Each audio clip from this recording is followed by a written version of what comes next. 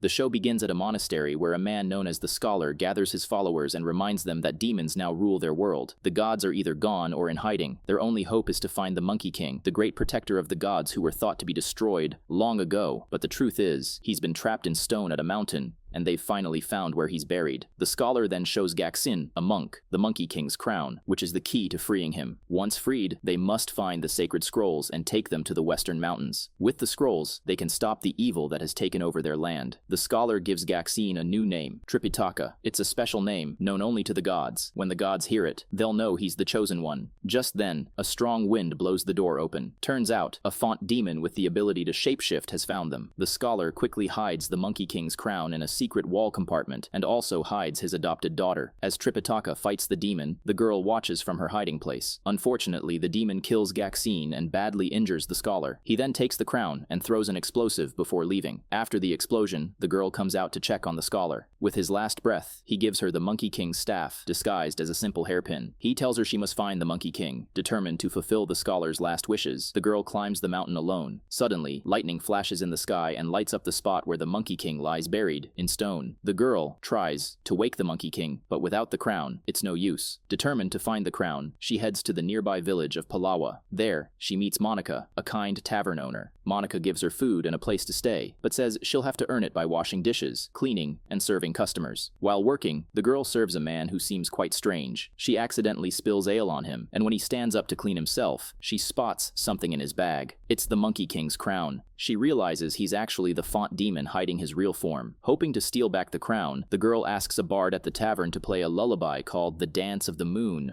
The song slowly puts the font demon to sleep. While he's snoring, the girl carefully takes the crown and slips away. But the demon wakes up and realizes the crown has been stolen. Revealing his terrifying true form, he demands to know who took the crown. Monica tries to calm him down, saying she can help figure things out, but the demon uses his powers to choke her in the air. Just before he can kill her, the bard nervously points out that the servant girl took it and ran. Once the demon leaves, Monica tells her regular customer Pigsy that his boss will want to know there's a new demon in town, but Pigsy doesn't care at all. Meanwhile, a monk offers the girl shelter at his monastery. The girl tells the monk that the demon is chasing her because of the crown. To help her escape, the monk cuts her hair and gives her a robe as a disguise. Soon, the font demon locates them, and a fight breaks out between the demon and the monks. The monks try to hold off the demon while the girl runs with the crown, but the demon catches her scent and chases her to the mountain. She places the crown on the Monkey King's head, right as the demon grabs her by the ankles. Thankfully, the Monkey King wakes up and stands between her and the demon. He flicks his fingers to fight, but nothing happens. Turns out his power is gone after being trapped in the mountains for centuries. The girl then quickly gives him his staff, and with that, Monkey successfully defeats the demon. When asked who she is, the girl lies and says she is Tripitaka and that she needs his help.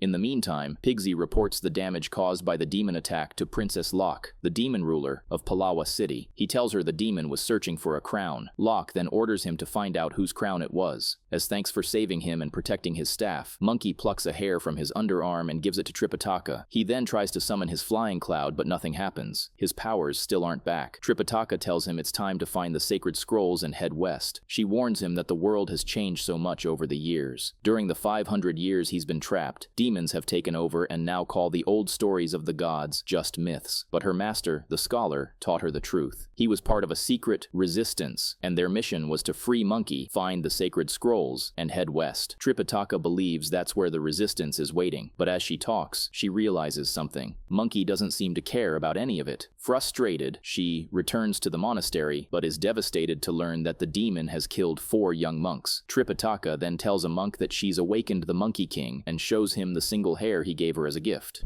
Meanwhile, Monkey heads to Monica's tavern and tries to get the crown off his head. He uses a fork, but in the process, he accidentally stabs a mercenary sitting nearby. The man doesn't accept Monkey's apology and mocks him by dumping food on his head. Consequently, Monkey also snaps and fights back. Soon after, a wild brawl breaks out, and during the fight, Monkey's true power suddenly comes rushing back. Word of the fight spreads fast. A tavern guest reports to Princess Locke and Pigsy that a mysterious man, possibly a demon, took down 5 mercenaries without even using a weapon. Back at the monastery, the monk pulls Tripitaka aside and reveals a shocking truth. Many centuries ago, the Monkey King killed one of the ancient gods and stole the sacred scrolls. It was the gods, not demons, who turned him to stone after fearing how dangerous he had become. Tripitaka is shaken as everything she believed might have been a lie. That night, while Tripitaka is walking alone, alone, a young boy sitting on his porch spots her. He warns her there's a demon nearby and brings her something to eat before mentioning his name as Zeke. Suddenly, a pale-skinned demon woman attacks them. She swings a bladed staff at Zeke, but he quickly dodges and runs, with the demon chasing after him. Tripitaka tries to follow them but loses their trail. That's when she runs into Monkey. She then confronts him about what the monk told her, that he killed a god and stole the sacred scrolls. Monkey simply replies that there's more than one side to every story. Tripitaka asks where he's going and where the scrolls are. Monkey tells her he's looking for an old friend, and that the scrolls are safe. Just when she is alone again, Tripitaka is captured by the pale-skinned demon and taken to her lair. Sandy, the demon, questions who she is. Tripitaka answers that she's just a monk, but Sandy clearly doesn't believe her. But she suddenly bows when Tripitaka finally says her name. She explains that the scholar once told her a monk named Tripitaka would come one day, and when that happened, she was meant to help him. Sandy also reveals that she is not a demon,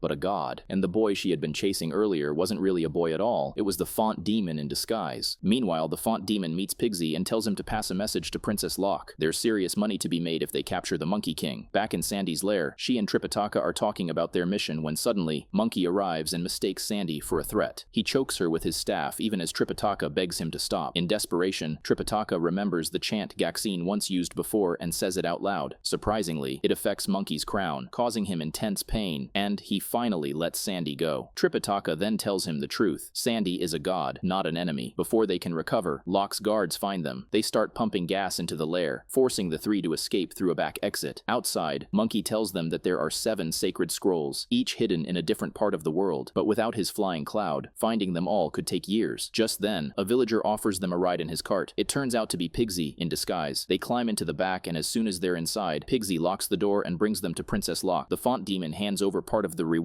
for capturing the gods, and promises the rest once the deal is done. Locke then orders her right-hand man Pigsy to kill Tripitaka. In the next scene, Pigsy leads Tripitaka into the woods, but instead of harming her, he tells her to run and never come back. Tripitaka is confused and asks what he really is since he's clearly not human or a demon. Pigsy flashes his rake to the stormy sky and warns her to go as soon as possible. Left with no choice, Tripitaka runs away from the scene. Meanwhile, Monkey and Sandy wake up in a dark cell, chained to the wall with heavy collars. Sandy explains the prison was designed to hold gods, meaning it's no ordinary cell. Elsewhere, Tripitaka sneaks back into Palawa by hiding in the back of a wagon. Unbeknownst to her, the font demon, disguised as a blind man, is tracking her. He chases her through the streets, but loses her when Pigsy appears just in time to help her escape. He warns her that if she's seen again, she's as good as dead. However, Tripitaka says she's not leaving without her friends, and she knows the truth that Pigsy is actually a god. That's why he couldn't bring himself to kill her or let the demon take her. She says no matter how hard he tries to act like a monster, his true nature always comes through. Pigsy pushes back and urges her to run, to stay safe, but Tripitaka stands firm and won't leave anyone behind. Pigsy is then compelled to help her, and together, they sneak into the prison to break Monkey and Sandy out. Just as they're escaping, Locke arrives with her guards. Although they make it out of the cell, the group doesn't get far as they're surrounded by Locke and the font demon. A fierce battle breaks out, where Monkey takes on the font demon while Sandy and Pigsy handle Locke and her guards. With their combined strengths, our unlikely team of heroes finally defeats the demons. Then, they set off together to head west in search of the sacred scrolls. Far away, from inside a glowing portal, a shadowy figure named Davari watches them leave Palawa. He holds a strand of a god's hair in his hand and creates a new font demon. After traveling for some days, Monkey, Tripitaka, Sandy, and Pigsy arrive at the mountain of fruits and flowers. They decide to take a refreshing swim in a lake nearby. Everyone jumps in except Tripitaka, who they still believe is a boy monk. Suddenly, they're surrounded by a group of bandits. Their leader, Afa, boldly claims to be the true Monkey King. He says his group protects the king's relics from demons. Monkey easily defeats Afa and reveals the truth that he is the real Monkey King. Hearing this, Af and his clan start chanting Monkey's name in respect. That night, Monkey, Tripitaka, Sandy, and Pigsy share a feast with Afa and the clan. The bandits explain that their ancestors made a sacred promise to guard the scroll. The following morning, Af gathers his soldiers, Jiro and Babo, to lead Monkey and his friends to the sacred shrine where the scroll has been hidden for centuries. As they make their way along the hidden path, they come face to face with a swarm of ancient fire wasps. Babo steps up to deal with the situation but accidentally sets off a trap. While everyone fights off the angry wasps, Af takes Tripitaka aside to find the scroll. He offers her a drink from his bottle, claiming it's mixed with special forest herbs to keep her strong and hydrated. Meanwhile, the rest of the party reaches the old shrine where the scroll is kept. Unfortunately, the shrine is protected by deadly spears that shoot up automatically from the ground. Back with Tripitaka, Afi starts talking about how much he loved being the leader of the clan and how far he would go to keep that power. Tripitaka suddenly finds herself speaking the truth without control. Af smirks and reveals that the drink he gave her is a truth serum. He quickly ties her up and demands to know everything. Tripitaka admits she's not really a monk, and her real name isn't Tripitaka at all. Intrigued, Af now wants her to tell him the chant that controls Monkey. Elsewhere in the shrine, the deadly spears suddenly stop moving. With a clear path ahead, Monkey hurries forward and grabs the scroll case, only to find it empty. Just then, Af returns and drops a shocking truth. His family sold the scroll to a demon many years ago. Proudly, he declares himself the one true Monkey King and demands that Monkey kill Tripitaka. Af tries the chant to control Monkey, but to his surprise, nothing happens. Sandy steps forward and explains that the chant only works when used by those who are pure of heart. Frustrated, Af prepares to expose Tripitaka's secrets, but he stumbles and falls onto one of the spikes. Jiro and Babo then quickly lead the group safely out of the mountains. Elsewhere, Raxion, the master of the demon guards, warns Davari that 3 gods are coming their way. Turns out, Af's parents had sold the scroll to Davari. The demon believes these gods could help him decode the scroll. He orders Raxion to find them and bring them to the shaman's breaking ground. Next, Raxion meets with the demon shaman to tell him that 3 gods are nearby. He asks if the shaman is ready. The shaman smiles and says, "Always." In the meantime, Monkey explains to Tripitaka that the sacred scrolls are written in an ancient language, one that only gods can understand, but Tripitaka surprises him by saying the scholar had taught her how to read it. Soon after, Sandy and Pigsy start hearing music drifting through the air. When Monkey and Tripitaka return with firewood, they hear the music too. Suddenly, Monkey freezes, completely still and unresponsive.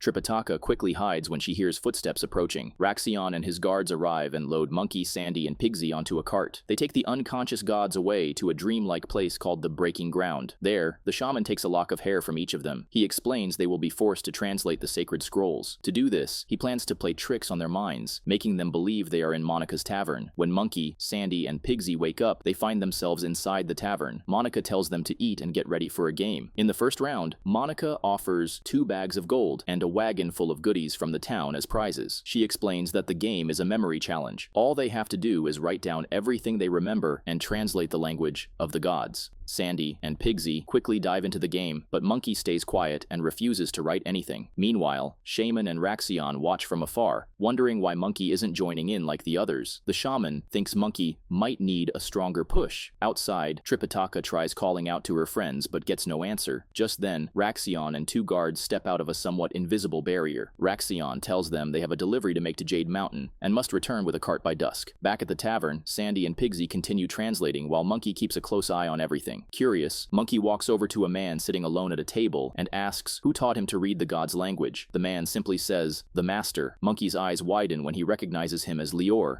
someone he trained with long ago at Jade Mountain. Lior invites Monkey to join the game and help translate the sacred scrolls. Meanwhile, Tripitaka realizes the demons might have taken her friends inside the barrier, so she quietly sneaks inside. In the dreamlike state, Monica begins the next round of the game. While Sandy and Pigsy continue translating the sacred scrolls, Monkey pulls Lior aside and asks for help to get back to Jade Mountain. But Lior quietly warns Monkey that this isn't the real world. The only way to survive is to play along. Just then, Tripitaka finds Monkey, Sandy, and Pigsy trapped behind a faint, see-through barrier as they unconsciously work on the scrolls. When she touches the barrier, she's pulled inside with them. She then tries desperately to pull Sandy's hand away and urges them to wake up. Meanwhile, Shaman and Raxion lock Lior and several other gods inside a large barrel, planning to send them off to Jade Mountain. Raxion will be gone for 2 days on the trip, while the shaman stays behind to keep up the illusion. In the dreamlike state, Monkey, Sandy, and Pigsy suddenly realize Lior is missing. Monica tells Monkey that Lior has gone home and urges him to translate the scrolls. Monkey then admits he never learned how to read the god's language and can't translate the scrolls. He also notices that no one has come or gone through the tavern's door since they arrived and becomes determined to find out what lies beyond. In the real world, Tripitaka binds Pigsy's hands, causing him to vanish from the dreamlike state of the tavern. After noticing Pigsy is gone, Monkey heads toward the door. He tells Sandy he's not giving up and that he has to find Pigsy Pigsy, Sandy asks who he's really searching for. Suddenly, she hears Tripitaka urging her to wake up, and then Sandy disappears from the tavern too. While outside, the shaman senses something's wrong. He loses connection with both Pigsy and Sandy. He then spots Tripitaka's belongings on the floor and realizes someone has broken into his fortress. Although Tripitaka manages to wake up Sandy and Pigsy, Monkey stays deep in sleep in the dreamlike state. Sandy explains that they were all caught in the game except Monkey. He was determined to find the truth and went deeper into his own mind. Inside the tavern, Monica calls out to Monkey and invites him back inside to eat and enjoy himself. But just as Monkey reaches the door, the shaman appears and warns him that opening that door means diving too far into his past, with no way back. The shaman then asks Monkey to come back with him, but Monkey refuses. Even as Tripitaka's voice calls to him, Monkey steps through and opens the door to his memories. Moments later, in the real world, his unconscious body falls to the floor. Sandy and Pigsy rush to check on him, while Tripitaka demands to know what the shaman did. The shaman calmly replies that Monkey did it to himself, that he chose to face his past.